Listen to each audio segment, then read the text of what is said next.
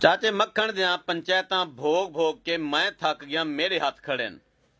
ਚਾਚਾ ਤੂੰ ਬਾਜ਼ ਨਹੀਂ ਆਂਦਾ, ਇਹ ਤੇਰਾ ਵੱਲ ਗਿਲਾ ਸ਼ਿਕਵਾਇਆ ਪੇ ਮਾਰਕਾ ਵਾਲਾ ਕੋਈ ਇਹ ਨਵਾਂ ਮੁਕੱਦਮਾ ਤੇਰੇ ਤੇ ਖੜੂ ਹਨ।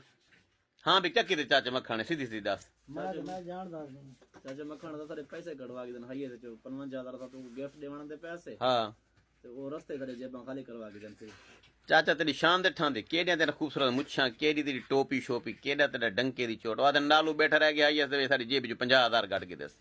ਅਸਾਂ ਹੈ ਵੀ ਹੁੰਦੇ ਤੇ ਕੋ ਲਿਆਦ ਨਾ ਹੋਇਆ। ਦੇਖ ਇਹ ਮਾਸੂਮ ਬੰਦਾ ਹੈ, ਦੇਖ ਸ਼ਰੀਫ ਆਦਮੀ। ਚਾਚਾ ਕਿੱਥੇ ਰਹਿਣੇ ਤੂੰ? ਮੈਂ ਬਸਤੀ ਫੌਜਾ ਰਹਿਣਾ। ਬਸਤੀ ਯਾਂਪੁਰ ਦੇ ਨਾਲ ਬਸਤੀ ਫੌਜਾ ਕਿੱਥੇ ਲਾ ਕੇ ਦੇ ਚੁੱਪ ਕਰਕੇ ਇਹਨਾਂ ਦੇ ਪੈਸੇ ਇਹਨਾਂ ਦੇ ਘਰ ਪਹੁੰਚਾ। ਤੇਰੀ ਮਿਹਰਬਾਨੀ। ਇਹ ਅੱਛੀ ਗੱਲ ਕਹਿਨੀ। 50,000 ਦੀ औकात क्या है? तेरी शान के खिलाफ है गाल। चाचा तू परेशान न थी, तेरे पैसे तेरे घर पैसे पूछे सी। ठीक है मेरी जात इतबार है ना। तो अपना फोन नंबर दसाओ। 0308 0308 60 68 780। मेहरबानी कर, बंदे ते पिछाणी बैठन, कैमरे में तेरी शक्ल आ चुकी है, तेरी ये सीडी आ रही कढ़ाई वदन, तेरी लोकेशन ही सारे कोल है। सब रुके ना वंजो असा असा कोशिश की थी आवन पैसे कढवा के देन सी। क्या था इनके कोल ना वंजो इनको क्यों भाई? मेरे कोल क्यों ना वन? पता तो नहीं मुखाल वजह दसा तेको मेरा कहीं मुखालफत है, कहीं बला है तेको।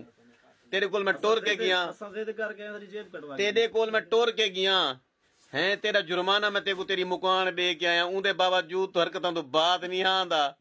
ਇਹ ਜਿੱਥਾ ਲੱਭੇ ਨਾ ਤੁਹਾਨੂੰ ਹੁਣ ਤੋਂ ਬਾਅਦ ਆਪੇ ਇੱਕ ਹਫਤੇ ਦਾ ਟਾਈਮ ਹੀ ਇਹਨਾਂ ਦੇ ਪੈਸੇ ਇਹਨਾਂ ਦੇ ਵਲਾ ਦੇ। ਇੱਕ ਹਫਤੇ ਬਾਅਦ ਅਗਰ ਇਹ ਤੁਹਾਡੇ ਪੈਸੇ ਨਹੀਂ ਮਿਲੇਂਦਾ ਤੁਸੀਂ ਉਠਾ ਦਿਓ। ਮੰਗਲ ਵਾਲੀ ਵਾਰ ਰਾਜਨਪੁਰ ਮੰਡੀ ਦੇ ਵਿੱਚ ਸਾਡੀ ਮਿਹਰਬਾਨੀ ਕਰਦੇ ਤੁਸੀਂ ਪਹੁੰਚਾ ਦੇਵੇ। ਜੈ ਵੀ ਕੱਢਿਆ ਨਾ ਗੱਲ ਸਮਝ ਆ ਗਈ ਹੈ? ਮਿਹਰਬਾਨੀ ਕਰ।